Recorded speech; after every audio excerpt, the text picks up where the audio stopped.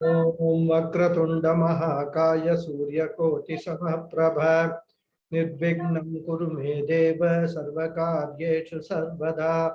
Om Shri Mahaganapataye Namaha. Om Shri Gurubhyo Namaha.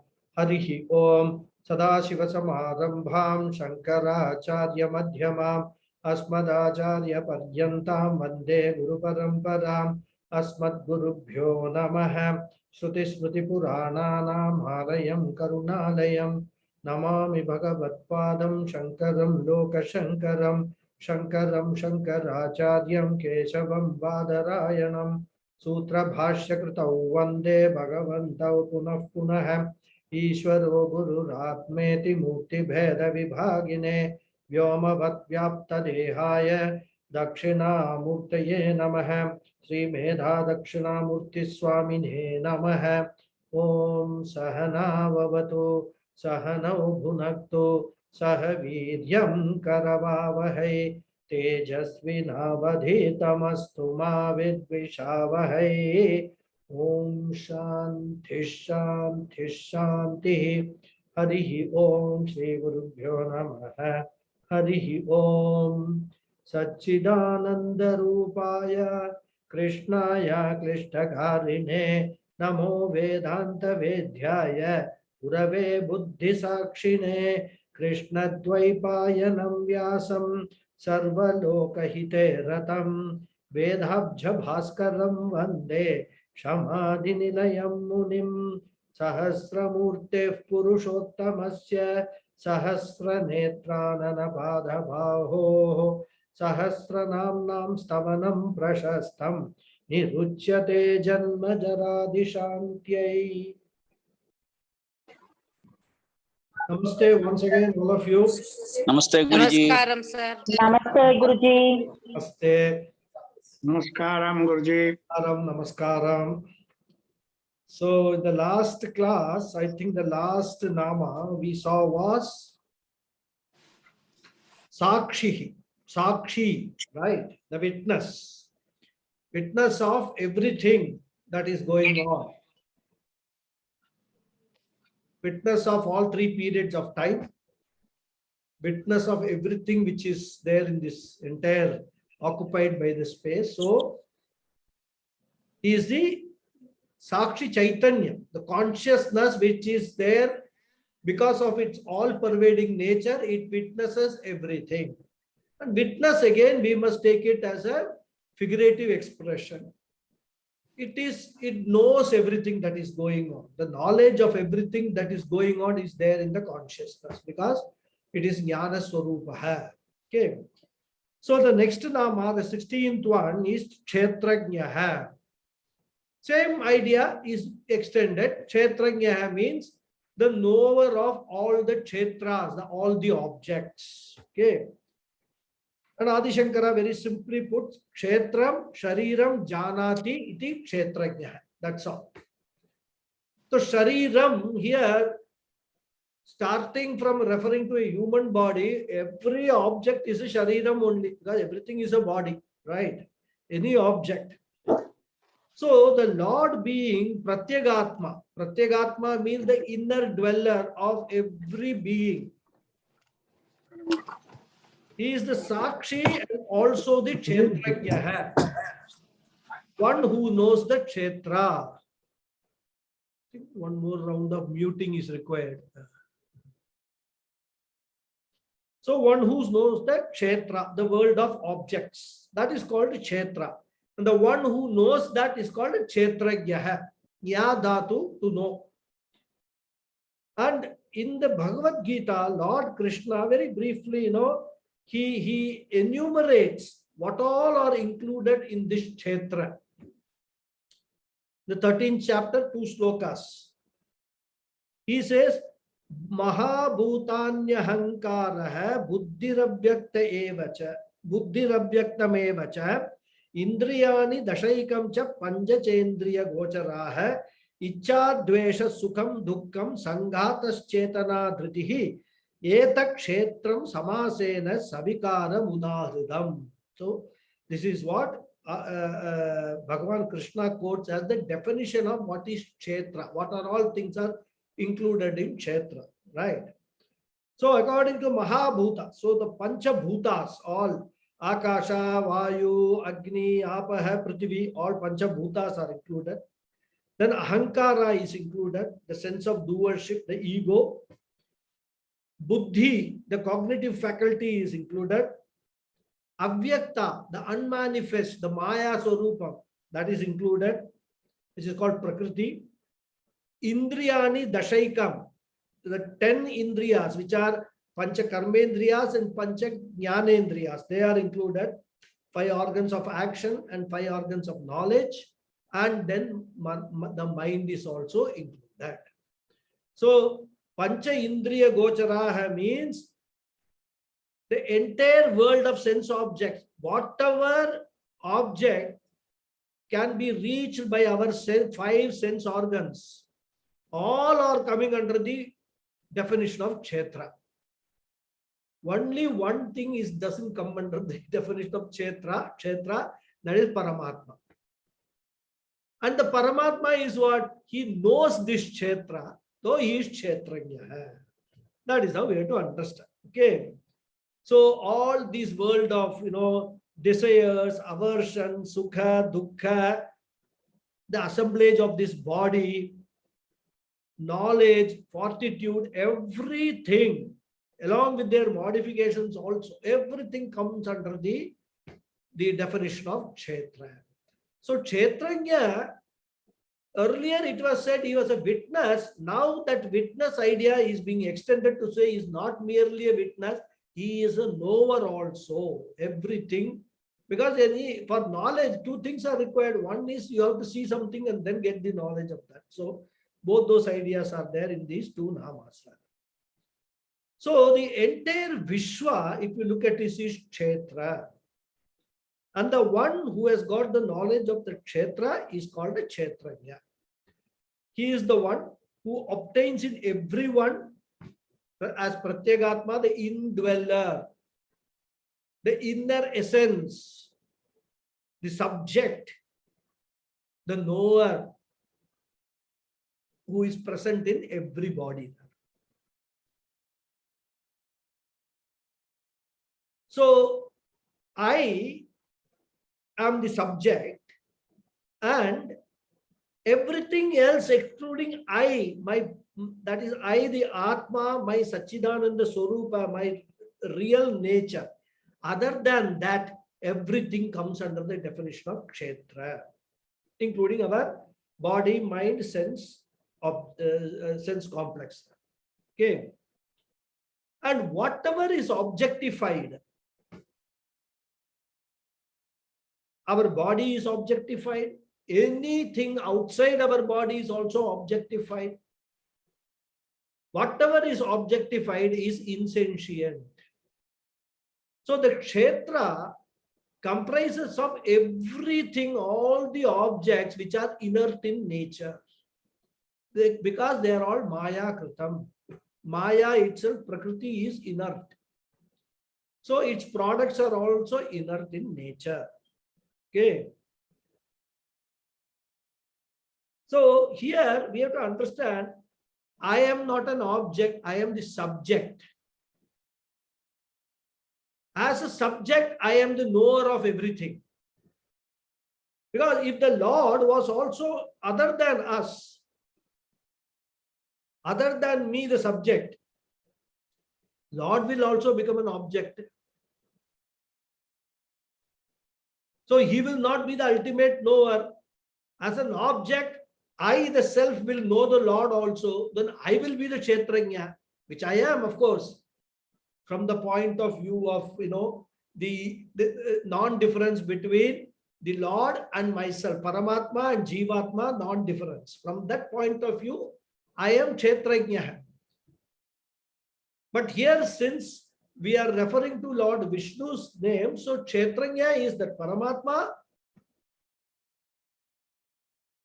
By the Mahavakyas, I am that Paramatma. So I also, by by extension, become Kshetranya only.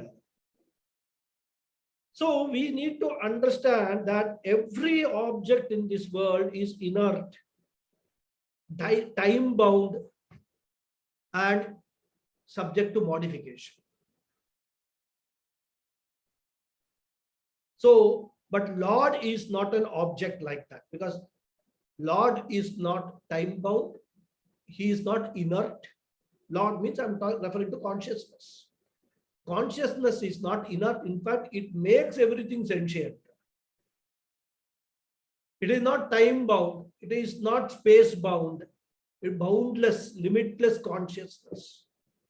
And that is what Ishvara Paramatma is. Now, if Ishvara were to become a body, mind, sense complex like us, other than consciousness, then Ishvara will be also subject to all this law of karma, punya, papa, and all. He is the creator of all these things. How can he be subject to that? That's a question will come. So, all when we are referring to the subject, the knower, it is Kshetrajna. What this Nama is about? Who is the knower of all the Kshetras, all the bodies, because he pervades everything in this entire universe.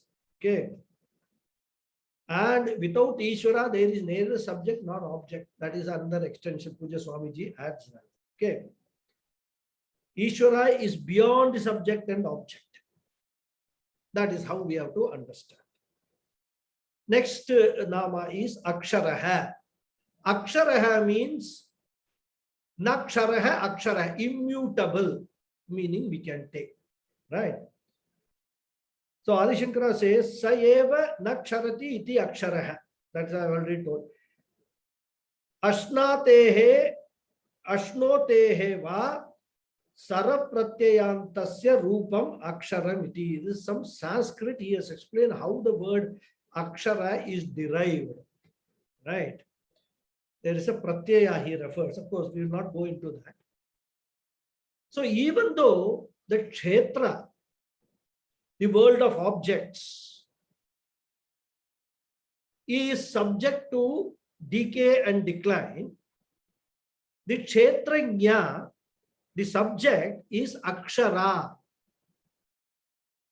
never subject to decay and decline. That's why he says Swabhavataha na charati, by never its own nature. Swabhavataha, by nature it doesn't decline or decay. He never goes away, sways from his nature, the Lord. And this Akshara word is derived from the word Ash. Verb is Ash. Ash means pervading. Okay, Akshara also can take another meaning. That's what Adi Shankara gave two meanings. One meaning is that not subject to decay and decline, Akshara, Naksharati iti Akshara. And another is from Ashdhatu, it means pervading, all pervading. So both the meanings Adi Shankara brings into the word Akshara. And Kshetrajna refers to the one who is obtaining in all the bodies. So we can take it, in fact, a little bit deep into Vedanta we are going. Tattvabodha students will understand what I am saying. The Jivatma, which is actually a reflection of the original consciousness, that is Kshetrajna.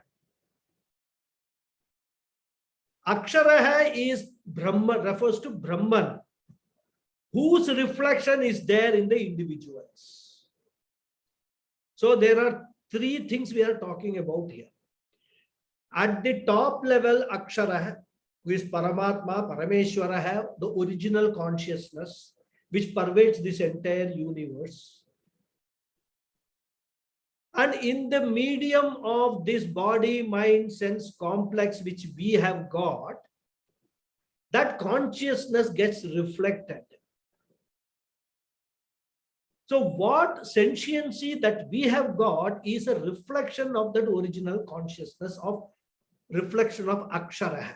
And that reflection Because of that reflection, that light, the indweller, that is called Kshetrajna. And since he knows all the objects are called Kshetra. This is how we have to understand Akshara, Kshetrajna, and Kshetra. These three words we have to understand. Okay. And in this sloka, the last two words, if you all recall the sloka, what was the sloka? Does anybody know what sloka we are doing? Huh? The second one is Bhutatma Paramatma. Bhutatma Paramatma cha Muktana Paramagadihi Avyaya Purusa Sakshi Kshetrajno Akshara Eva cha. There are two words, Eva and cha. And he explains, Adi Shankara explains, Eva Karat Kshetrajna Aksharayoho Vedaha Paramartataha. So he said, because by the use of that word Eva indicates that the difference between the perceived difference between the Kshetrajna and the Akshara is Paramartataha. From the point of absolute truth, there is no difference between the Kshetrajna and Akshara. Okay. Tattvamasi iti shrutehe chakarat vyavahariko bhedascha prasiddehe apramanatvat. Very beautifully he explains, right? So what is he saying? That this word Eva indicates that, as pointed out in this Mahavakya Tattvamasi, the Kshetrajna and the Akshara are not really different. But from the point of view of Paramartata, that is from the point of view of the absolute truth. And the word Cha indicates a Vyavaharika Beda. Even though in Vyavahara, in our experience, there seems to be a difference, there appears to be a difference. There is a popular perception of difference in common life and practice. He says what is popular cannot be taken always to be the right one. What is popular cannot be understood as a means of knowledge, apramanatvat. So that is where all of us get confused, Whenever we are trying to understand this Aham Brahmasmi and all that, our experience on a day-to-day basis doesn't support this understanding of Aham Brahmasmi. We always see ourselves different from Ishvara. But what we must, even when we take Aham as the self, the inner self, still we understand it as reflected consciousness only and not the original consciousness. So in our experience, in all this, we come to a conclusion of difference between each, that is Jiva and Ishvara, Veda. But in reality, from the absolute standpoint of absolute reality, there is no difference at all. That is what he is saying in this particular Aksharaha word explanation. Okay, so that finishes the second shloka. Now we will read the third shloka. This time I will read, and if anyone wants to follow, I will give a pause so that you can read after me. And then once we finish the sloka, I will start explaining the meaning. Okay. Those who want to do it, you want to do it on your own also, you can unmute yourself and also chant, because let us get to practice. At least let us all chant together the slokas of Vishnu Sahasranamam once. Yogo yoga vidam neta Yogo yoga vidam neta. Pradhana Purusheshwarah Pradhana Purusheshwarah. Narasimha Pushriman. Narasimha Vapushriman. It is Narasimha. Narasimha Vapushriman. Narasimha Vapushriman. It is not Narasimha, Narasimha. Okay. Narasimha. Because we have to say the correct words. If you look at Ram and call him Krishna, he will not answer, isn't it? So it is Narasimha Vapuhu. That is the one who has got a body of Narasimha. He is called Narasimha Vapu. Okay. So anyhow, Keshava Purushottamah. Keshava Purushottamah. Good. So this sloka has got 7 namas. What are they? Yogaha, Yogavitam Neta, Pradhana Purusheshwaraha, Narasimha Vapuhu, Shriman, Keshavaha, Purushottamaha. So these 7 names are there in this shloka. So let us see one by one. Yogaha. Yogaha is the name of the Lord here. Because we are chanting Vishnu Sahasranamam. The word yoga has got several meanings in the language. So here, what we should actually take the meaning as is the one who is attained through yoga. He is yoga. That is how we have to understand the word yoga as a nama of Vishnu. So what Adi Shankara says, Jnanendriyani sarvani nigrihya manasa saha ekatva bhavana yogaha kshetrajna pramatmanoho. Right. Tad avapyataya yogaha. So this also he adds. And as we all know, this word yoga is a very, very popular word throughout the world now today. This word basically is from Yuj Dhatu. And this Yuj Dhatu has got 2 main meanings. There are extended meaning, but 2 main meanings, which is one is Yojana and another is Nirodha. This word yoga has got the meaning of Yojana and Nirodha. Yojana means bringing together, joining. Okay, Yojana. What is separated either really or notionally is brought together. And this is called yoga or union, joining. Okay. Because not knowing that I am the sort, one goes on seeking. I want to see God. I want to experience God. This is what everybody wants, isn't it? After death, I want to go to Vaikuntha and then see Mahavishnu Pratyaksha.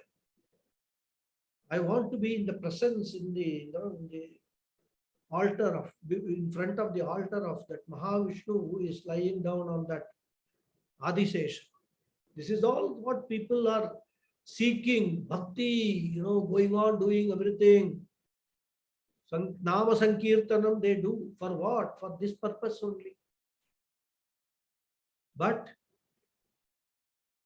what does Vedanta say? It says, Tattvamasi, what you are seeking is your own self, my dear.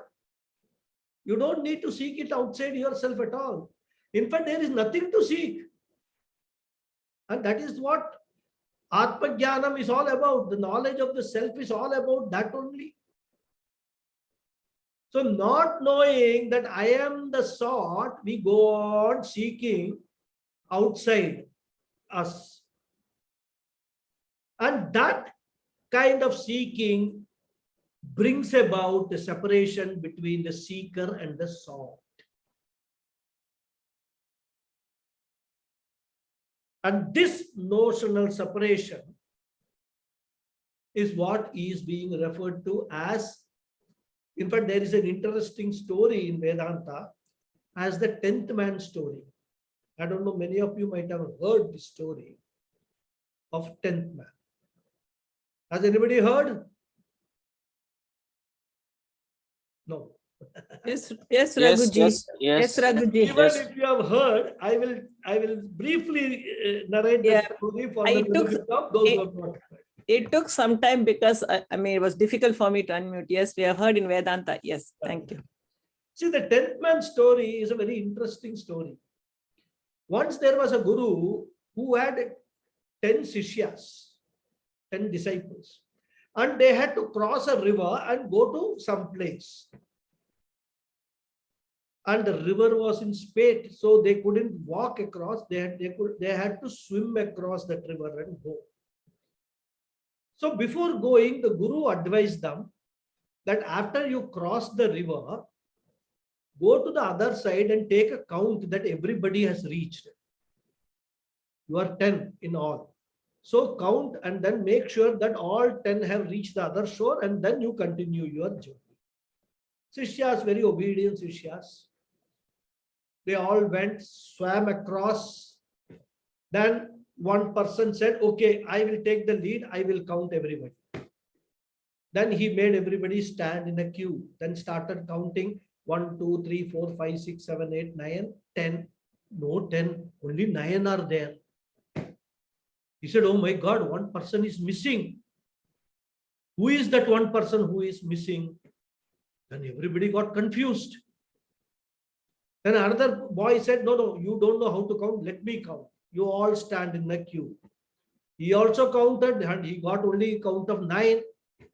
So everybody became really very nervous. Who is the 10th man who is lost in the river? While they were confused like this, and they were trying to figure out, another jnani, a guru, came there.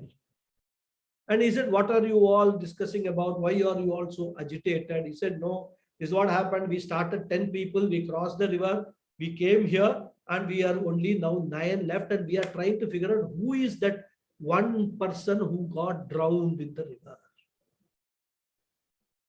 So the guru said, that jnani said, okay, you now do the counting in my presence. So again, that first person, he said, no, I was the first one to count. I will count again. He made everybody stand in a line. Then he said 1, 2, 3, 4, 5, 6, 7, 8, 9. You see, only 9 are there. Jnani said, my dear, you are the 10th man. You are leaving yourself out in every counting. You are the 10th man. And this is what every guru in Vedanta does to every seeker. He tells that, where is Ishvara? You are Ishvara, my dear. You are the 10th man. This is a very nice story, which is told in Vedanta, in our classes by our gurus. So without knowing that I am the 10th man, I am looking for the 10th man. And always, end up counting only 9. Because I am not an object. I am a subject, which I keep on forgetting. Bhagavan, Ishvara is not an object. He is your own self. He is a subject. You don't need to look for him anywhere else. So this is what here this yoga brings about, because he is the one who actually is there within us, who is the indweller within us. There is no distance between us and that Ishvara. He brings about this, disappearance of this notional difference, which we all, because of our misconception, we carry, is called yoga. And this can be possible only through knowledge. By knowing that I am the 10th man, then only I will know I am the 10th man, isn't it? So this is the first meaning of yoga, means who brings about the union between the two supposedly different entities of seeker and sought. There is no difference between seeker and sought. This is one meaning. And as I said, yuj also means nirodha. And nirodha basically means discipline, mastery or control. What is not manageable is made manageable. All our sense organs, everything. For some people, the legs are not manageable, but they are made manageable, so that one can sit down. So you do all those things, asanas and all that, to make the legs flexible, manageable. And this word yoga in the sense of nirodha also refers to diet, a healthy life, a life of values, yama, niyama, all those things, life of values, dharma, everything. The word yoga can encompass all these healthy living, dharmic living, concepts. Life of devotion to Ishvara, karma yoga, all this you can bring, all the meanings you can. Study of Vedanta, understanding of Vishnu Sahasranamam also is a yoga only. That is another meaning of this word yoga. So with the help of all these various disciplines called yoga, the mind, which is not manageable, is made manageable. So when that happens, that more and more chitta shuddhi we get, and through that we are able to understand what this jnanam is all about, what this self-knowledge is all about, then that again brings about a sort of a resolution of the difference between the seeker and the sought. So because of that also it is called yoga. Bhagavan Krishna, there's a quotation Puja Swamiji gives. Tam vidya dukkha sanyoga viyogam yoga sangitam. May one know that the disassociation from the association with sorrow. See the construction of the word, right? May one know that the disassociation with the association, that the disassociation from the association with sorrow is called yoga. That's what Bhagavan Krishna says. So here, the disassociation part is used in the name of, in the form of yuj nirodha. Nirodha, sense rather. Sanyoga is association, viyoga is disassociation. So disassociation with the false association with sorrow is yoga. That meaning also Sankara points out. So the sadhana is yoga, sadhya is also yoga. Both are yoga only. So yogena sadhya avapya. Sadhya means avapya, that which is obtained, attained. So the Lord is one who is achieved by the various disciplines, so that one becomes, as in Puja Swamiji's verse, a together person. Very beautiful expression Swamiji uses quite often. We need to become a together person. We actually today are all scattered. Our personality is a scattered personality. So we need to do this yoga discipline. Through that, we can become a together person. A personality which will achieve for what Bhagavan has made this personality to. Okay. So the Lord is one who is achieved through by the means of this yoga, and hence he is called yoga. So this is the meaning of the word yoga. And Shankaracharya also quotes in the Bhashya, a sloka, to show that the mastering of one's mind along with the sense organs and the understanding of oneness with the Kshetranya and Paramatma is yoga. It also says that. Because the jiva, the individual, is essentially non-separate from Ishvara. Since the Lord is to be gained by yoga, he is also known as yoga. This is what Pujya Swamiji explains. So the next Dhamma, Yoga Vidam Neta. So once you as a Jiva, you have, you know who yoga is, Parameshwara. All such people who know that yoga, their leader is this Yoga Vidam. So Yoga Vidam Neta. Neta means leader. So the Bhashyam says, Yogam Vidanti Vicharayanti Jananti Labante iti va Yoga Vidaha. So Yoga Vida word he gives 3-4 meanings. Right? Vidanti, Vicharayanti, Jananti, Labante, all this is giving. Tesham Jnaninam Neta Yoga Kshema Vahanadina iti Yoga Vidam Neta.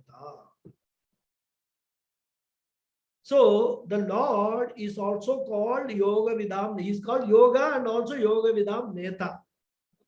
The leader of Yoga Vids. The people who know what is yoga, who is yoga. So those who know yoga are called Yoga Vid. Yogam Janati iti Yoga Vid.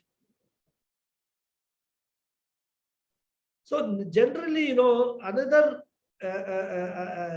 what's a dimension of the meaning of the word yoga means something, accomplishing something is yoga. Because yuj again connection. When we accomplish something, there is a goal, we accomplish that goal. So the goal and the accomplisher are met. So that is union is brought about. And this word yoga also is used in the sense of making oneself fit for gaining knowledge, like karma yoga. The word karma yoga is all about following all those disciplines at various levels, at the mind level, the sense organs of action, everything, all the disciplines, prana level, through pranayama and all that. So all those disciplines put together, and at the mental level, it is a discipline of the bhava, the attitude with which we do everything, Ishwararpana bhava and Ishwara prasada bhava. All that put together is called karma yoga. What is the purpose? Making oneself fit for jnana yoga. The whole purpose of karma yoga is chitta shuddhi, if one word if you want to say, and behind the chitta shuddhi, getting the chitta shuddhi is all these disciplines of yoga is there. Then only the chitta shuddhi will be delivered. Okay. So making oneself fit for knowledge. So earlier, when we use the word yoga, it referred to the identity of oneness between Jiva and Ishvara. The Kshetrajna Paramatma Aikya was told to be yoga. Correct? So here, what he is saying, Yogam Vidanti Vicharayanti Jananti Labante iti va yoga vid.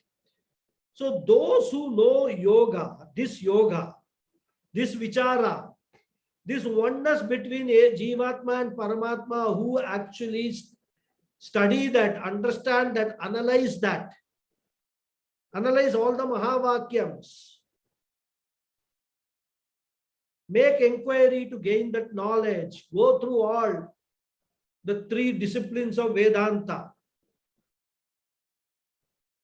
Shravanam, Mananam and Nididhyasanam. And who have understood this, and then by that understanding, they have actually removed, nullified the false division between the seeker and the sought. They are called yogavids. So we can in short say a yogavid is one who is a jnani. And Lord Krishna, and the Lord is who Tesham Neta. He is the Neta, the leader of all these yogavits. How does he become a leader? He says in Gita, Adi Shankara is bringing those words from Bhagavad Gita, Yoga Kshemam Mahamyaham.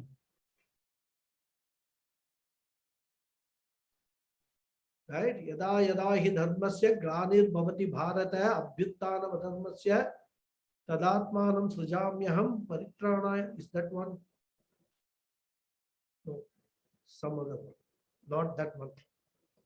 But that's there. Yoga Kshemam Mahamyaham. तेषां नित्याभियुक्तानां Tesham Nityabhyuktanam Yoga Kshemam Mahamyaham. Correct. So that word he brings in here, Yoga Kshemam, because the Lord is the one who is the leader of all yoga and also Kshema. He protects everybody, right? Of the Jnanis, because Jnanis are those who have surrendered their total free will to the Lord, to Parameshwara, to Ishvara, to the totality, to the Samashti. They don't have any free will of their own. And since they don't have a free will, in an extreme situation, you can just visualize a Jnani will not even have a will which will dictate him to eat the food. Because everything, he has disidentified himself so much with his body, mind, sense complex. There is no ahankara. And when the ahankara is not there, whatever is happening at the body, mind, sense complex level, the Jnani will ignore it. But if he does that, the body, mind, sense complex of a Jnani will be in peril. So who takes care of a Jnani? Ishvara takes care of a Jnani. You have surrendered to me. It is now my responsibility. Sarva dharman parityajya mamekam sharanam vraja. Aham tva sarva papebhyo moksha ishyami mashuchaha. That's Bhagavan Krishna says, Ishvara takes care. He will take care of everything when you have actually renounced everything and surrendered to Ishvara. And here we have to understand what by Ishvara we are meaning all the scriptures and all the scriptural teachings in which the Jnani is always abiding in and he is reveling in that knowledge. That is what is Ishvara. So far as the Jnani is concerned. And what is that Ishvara? He is own self, is Swarupa only. Atmaniyeva Atmana Tushta, he is very reveling in his own self, Swarupa.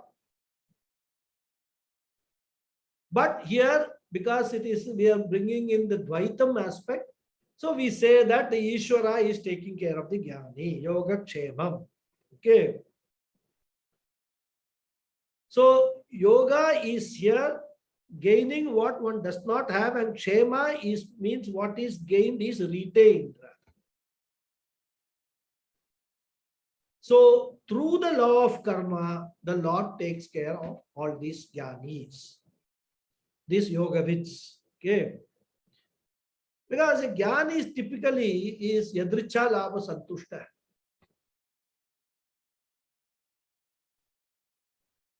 Jnani never goes looking out for food. Whatever he gets, he accepts it, he has it, happy with it. If he doesn't get anything, he will just drink water and survive. That is the level of jnanam you reach at the pinnacle of this knowledge. But there is a prarabdha karma, he is running, the jnani is running, it has to run its course. So that because of that karma which has to run its course, the jnani's body, mind, sense complex needs to be sustained till that prarabdha karma gets fully exhausted. From that point of view, from that standpoint, even though Jnani's philosophy is Dricha Labha Santushta, if I get anything, well and good. If I don't get anything also, it is okay with me.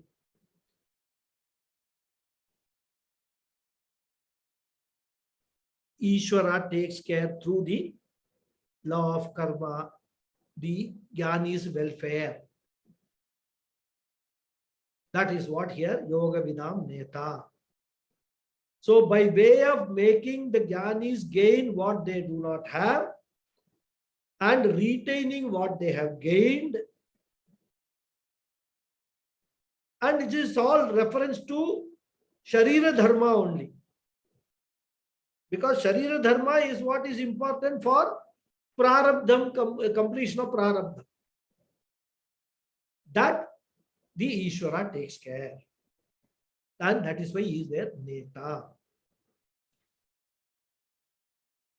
Yeah, that is this Ananyas Chintayanto Mam Ye Janah Paryupasate Tesham Nitya Viyuktanam Yoga Kshema Maham. Now it is coming.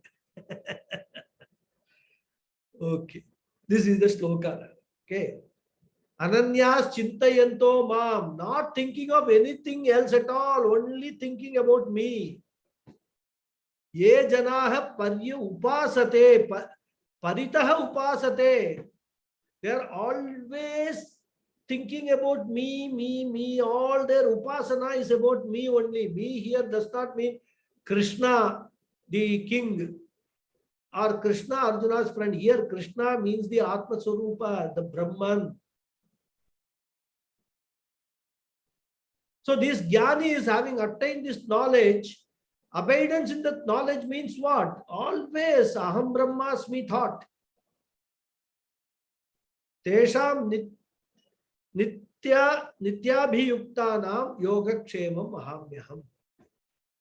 So those people, I take care, I as Ishvara take care of their yoga and kshema. That's what he says. And that is why LIC also, Life Insurance Corporation of India, have this Yoga Kshemam as their logo. Because they claim that they are like Ishvara. They take care of everybody's yoga and kshema. Okay, anyhow, something comes to my mind, but it's okay, let us leave it. Okay, so those who are totally engaged in the inquiry of Brahman, their gain and safety I take care of. You need not even become a yogavid. Even as you are aspiring to become a yogavid, and in that path, spiritual path, you will come across so many obstacles. You will have to give up so many things. Whatever you get, you will learn. You will have to learn to survive with that. Does it mean that if I don't get food for 5 days, I will have to survive without food for 5 days? It doesn't mean that. It means that you will never ever miss any meal. Somewhere or the other, it will happen. You need not go and seek food. Food will come to you. There are so many stories in our Puranas like this of yogis. Who brings that? Ishvara provides that. That is what is this Yoga Vidam Neta is all about. So, as a giver of yoga, both Karma Yoga and Jnana Yoga, he is a Yoga Vidam Neta, the leader of the knowers of yoga. Is the meaning of Yoga Vidam Neta. Now the next one is Pradhana Purusheshwaraha. So there are two words. Pradhana Purusha Ishwaraha. So he is the Lord, Ishvara of both Pradhana and Purusha. And Bhashyam says, Pradhanam Prakritir Maya Purushaha Jivaha Tayoho Ishwaraha Pradhana Purusheshwara. Diagram makes it very clear. Pradhana is another name for Maya or Prakriti, the material cause of this entire world. And Purusha here refers to the Jiva. So he is the Lord of both Pradhana and Purusha. He is the Lord of the Jiva, that is the Jivatma, and also all the material things that is there in this universe.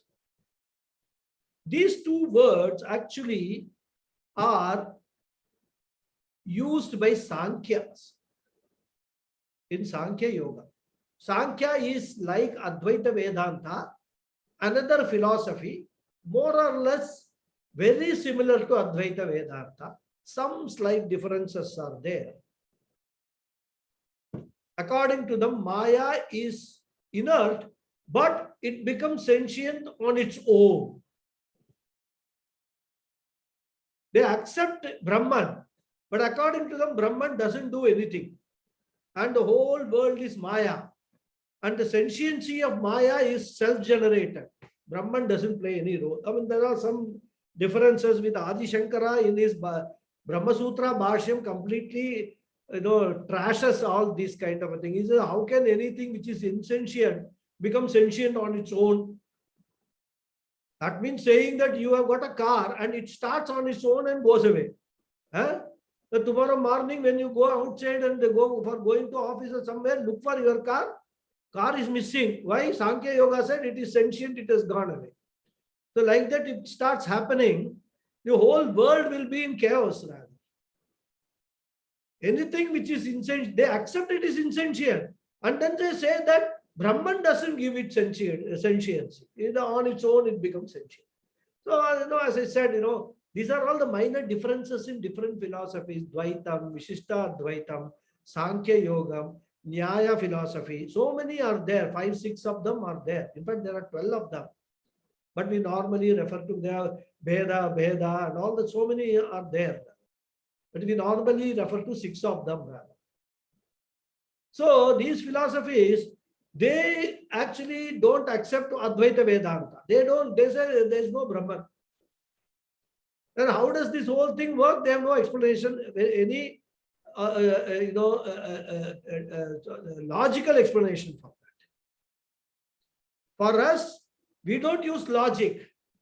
We use the Veda Pramana. For us, Vedas and Upanishads are Pramana for everything that we say and we believe and we profess. But if a question comes that what Vedas are saying is right or wrong, how do we know what Vedas are saying is right? We use logic to support what the Veda says. For us, logic or reasoning is not the main platform on which our philosophy is built. Our philosophy is built on the Pramanam, the means of knowledge, which is only Vedas, nothing else. Here and there, when there is a, suppose there is a situation where the Vedas are not clear, they can lead to 2 interpretations. The Veda mantras or the Veda, contents of Veda, words. Then we bring in this reasoning or logic, Nyaya Shastra, we bring in that to support our interpretation of what that Veda mantra says or Upanishad says. That is the role of logic for us.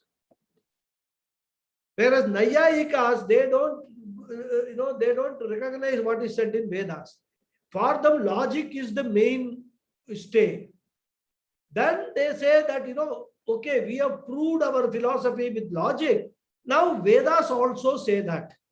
So for them, Vedas is a secondary, means of knowledge. For them, logic is the mainstay of the philosophy for Nayayikas. So like that, there are differences. So these words Pradhana and Purusha are terminologies which are used by Sankhya philosophy people. So they say Pradhana Maya is Jada, as I told you, inert. And it consists of 3 gunas, Sattva, Rajas and Tamo guna. But then they say, as I said, Pradhana creates everything by itself independently. It is just like a woman giving birth to a child without any involvement with any male. on its own. Child is born. Imagine such a situation if that happens. Woman thinks I need to have a child, she has a child. No need for a male. Right? The whole uncontrollable population already we are facing a big problem, and every state has now in India started passing, this what is that, family planning laws and all that, more than 2 children and all kind of thing. So Sankhya philosophy, this is the funny thing. Maya creates everything independently on its own, but it is jadam, it is inert. That which is inert, can it reproduce itself? Question. Logically also, it doesn't fit in for us. I have a laptop which is inert. According to Sankhya philosophy, by tomorrow morning, I must have something like 50, 60 laptops. Overnight, they would have got, on its own, they would have reproduced, manufactured more laptops. So according to them, another aspect is Atma or Purusha, what we call Brahman, is totally Asanga, no connection with Maya, or in their terminology, the Pradhana. So the Brahman doesn't participate, or Purusha doesn't participate in the creation process at all, according to them. So the question Adi Shankara is asking in Brahma Sutra Bhashya, being a jada, how can Pradhana create anything by itself? They are not able to answer that. And they don't want to refer to the Upanishads also as the means of knowledge, as a pramana. So we answer, we will tell you the answer. Maya creates, up to that we agree with you that Maya is jada. This entire Prakriti or Pradhana, what you call, is this Maya, what we call as Maya. But that Maya is able to generate everything, create this entire cosmos only with the blessings of Ishvara or Paramatma or Ishvara Chaitanya, this consciousness. Because of that only Maya is able to create. So the Nimitta Karana,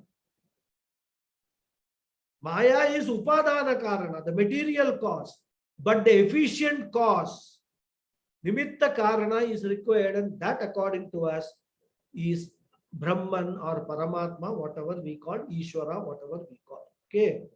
Without that, creation is not possible. Now, interesting point is, when they are asked, tell us how you say that, this creation happens on its own by this Maya, without any role being played by Brahman.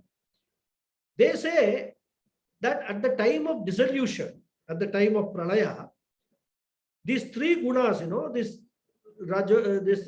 Sattva, Rajas, Tamas, 3 gunas of Pradhana, which is what accounts for the variety in this creation, they are all in the state of equilibrium. So when the 3 gunas reach a state of equilibrium, there is pralayam. Equilibrium means they gain the same proportion. 33-1-3, 33-1-3, 33-1-3. These 3 gunas. Proportion is the same. When that happens, they say pralayam happens. This creation becomes unmanifest. And when that equilibrium after some time is disturbed, creation happens. Again, the gunas proportion changes, then different things are created. This is what their explanation is. Now we ask a question.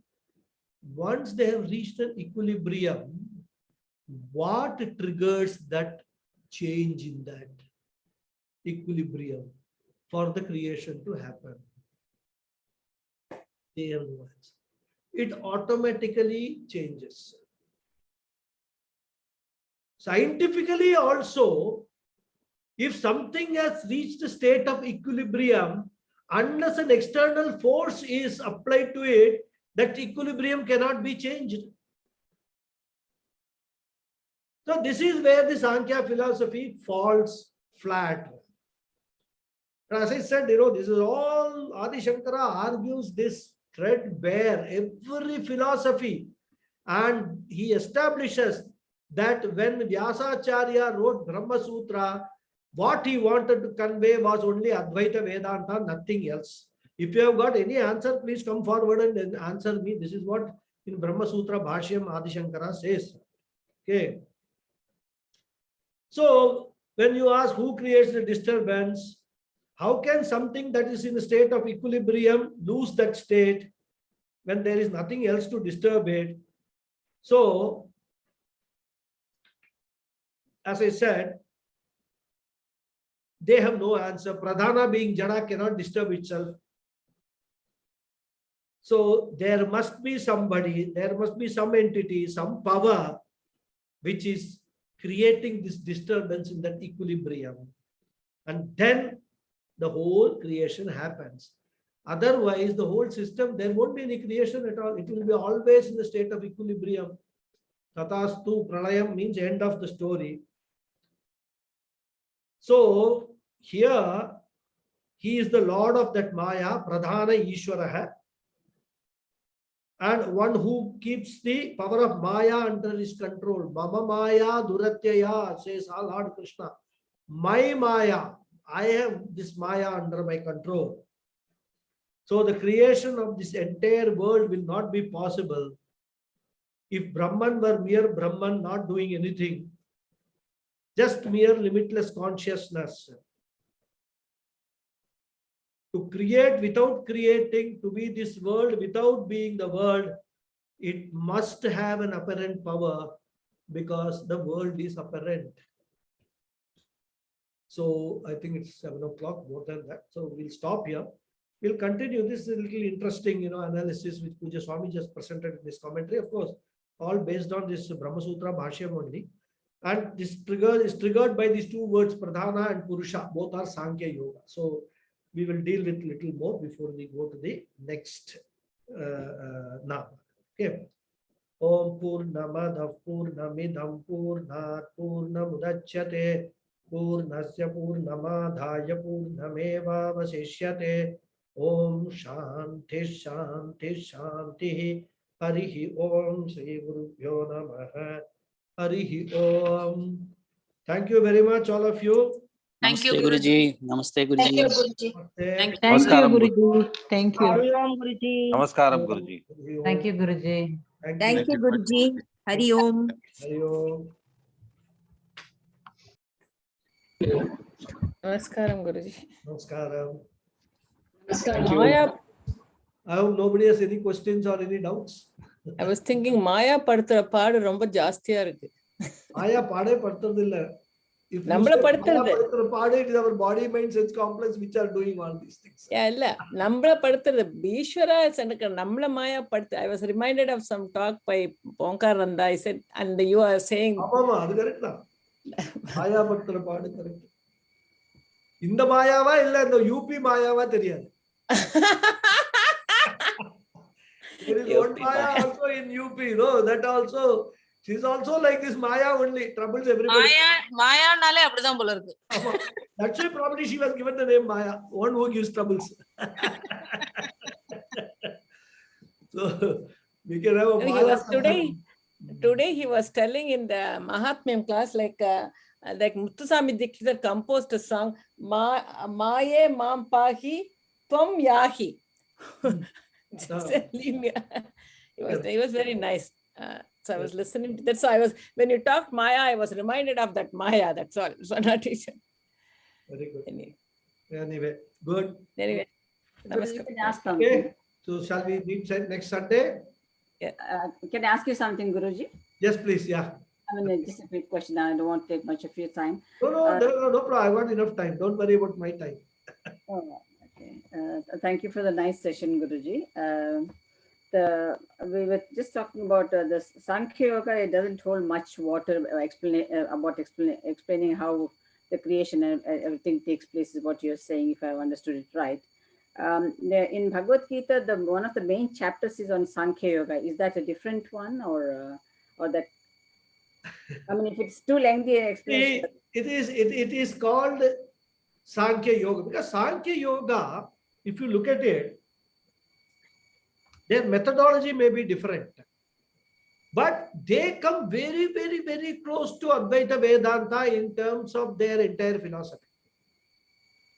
The only difference between Sankhya Yoga and Vedanta is that the role of Brahman. And in order to sort of overcome that deficiency in their philosophy, they come up with all these, explanation about equilibrium of all the three gunas and things like that and all. So the word Sankhya Yoga, which is used, the topic of Sankhya Yoga, which is there in Bhagavad Gita, if you actually look at the contents of that topic, what Lord Krishna is saying is all about Advaita Vedanta only. But the topic is called Sankhya Yoga because you see, the term Advaita was a term which was actually given by Adi Shankar. Before that, everybody was using for Vedanta the terminology Sankhya only. This subtle difference between Sankhya and Advaita Vedanta was brought out by Adi Shankara, who established that what Sankhya Yoga philosophy is not Advaita Vedanta, so the terminology is not a correct terminology for referring to Advaita Vedanta. And this very fine difference between Sankhya and Advaita Vedanta, where the role of Brahman becomes defined in Advaita Vedanta, the role of the consciousness, pure consciousness, becomes defined in Advaita Vedanta, again based upon Taittiriya Upanishad and all that. It is not that Adi Shankara has invented Advaita Vedanta. He only actually coined the word Advaita,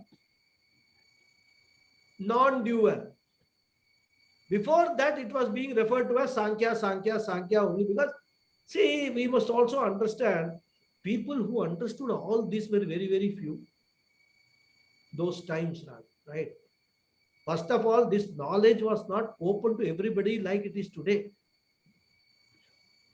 It was a secret knowledge. Guhya Tamam. Bhagavan Krishna himself tells Arjuna, what I have told you is the topmost secret, my dear Arjuna, not told to everybody. So, it was not open to everybody. So, general people will never enter into all these debates and discussions. Right. From Adi Shankara, when he says something, his debate and discussion will be with the philosophers who are very well established in their own philosophies. It is not like you and me sitting and discussing, what those philosophies are, because we know probably only 1% or 2% of that philosophy, whatever it is. But because of availability of all these means of knowledge, we are studying it and we are discussing it. But when Adi Shankara conducted these debates, in fact, he went around the world, not the world, went around India, inviting other, acharyas and philosophers, come and debate with me. Let us see who is right. That was his approach.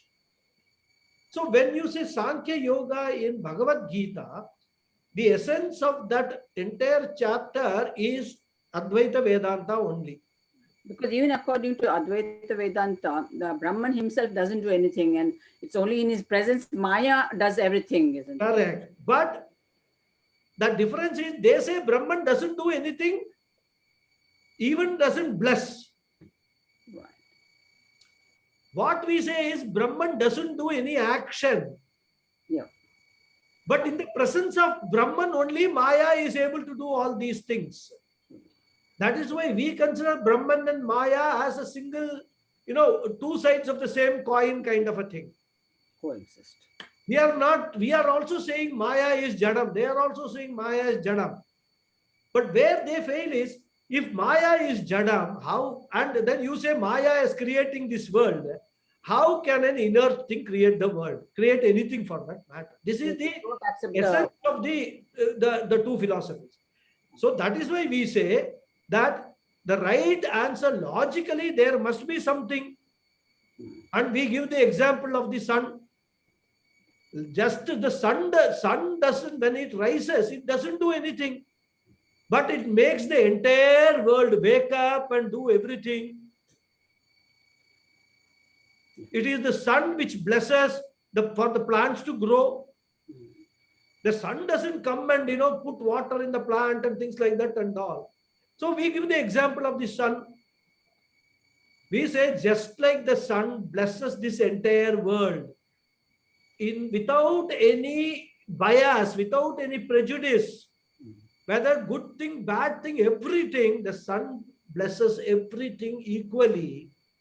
Similarly, Brahman also, and if there is no sunrise at all, just imagine a situation, there is no sunrise at all. What will be the condition of the world? Can the world function on its own? No. Unless the sun rises, the birds don't wake up. They have that sense of the sun be rising, then they start chirping and all these things. So if the sun doesn't rise at all, nothing will happen in this world. World cannot on its own do everything. So you require a sun. Similarly, Maya is what everything is done by Maya, but it requires the blessings of the Brahman. That is our philosophy. And Sankhya doesn't accept that. That makes sense also, in the sense that otherwise, how will you explain? As I told you, how can an inert thing create? Yeah. Logically, inert thing cannot create when that doesn't have any sentiency. How can it create? If an inert thing can create, can do action on its own, nobody will die. A dead body will wake up and walk away. Isn't it? Just imagine, if you can just start thinking about it, what are all the consequences will arise by accepting what the Sankhya philosophy is, it will lead to absurdity. And that's why Adi Shankara points out, you may call it by any name, Sankhya, now he says, let us call this Advaita Vedanta, because that is what Upanishad says. Sankhya people have not understood what Upanishad says. They have understood a large part, but the crucial part they have not understood. So this is why, that name Sankhya Yoga is sort of a misnomer so far as Bhagavad Gita is concerned. But that is all only for people who are very, like you asked the question. Many people will not ask this question also. Right? But when I will come to Bhagavad Gita, I don't know whether you have registered or not. So when I come to Bhagavad Gita, when we come to that, all these things I will explain there in the context of Gita. Thank you. Okay. Any other questions or comments or observations? Or can we close the session? Hari Om. Okay. Hari Om ji. Thank you very much. Hari Om. Thank you ji. Thank you. Hari Om. Thank you, Guruji. Thank you.